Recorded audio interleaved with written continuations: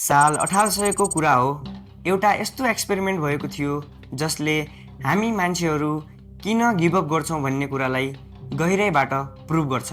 यसलाई पाइक सिन्ड्रोम भनिन्छ। यो एक्सपेरिमेन्टमा एउटा पाइक माछालाई पानीले भरेको ग्लासको बक्समा हालिन्छ। यदि तपाईँलाई थाहा छैन भने पाइक माछा भनेको एउटा शिकारी माछा हो जसले आफूभन्दा सानो माछाहरूलाई खान्छ।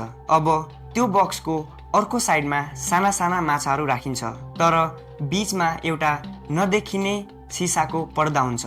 जब त्यो पाइक माछाले साना साना माछाहरूलाई देख्छ, उसले खानको लागि अट्याक गर्छ, तर ऊ त्यो सिसामा नराम्ररी ठोकिन्छ। उसले बारम्बार ट्राई गर्छ, बारम्बार ठोकिन्छ र उसलाई चोट लाग्छ। केही समयपछि रिसर्चरहरूले त्यो बीचको सिसा हटाइदिन्छन्, तर अचम्मको कुरा त्यो पाइक माछाले अब अट्याक नै गर्दैन। साना माछाहरू उसको नजिक आउँदै गर्दा पनि डरले गर्दा उसले आफ्नो शिकार गर्नै छोडिसकेको हुन्छ। यो एक्सपेरिमेन्टले हाम्रो लाइफको रियालिटी देखाउँछ।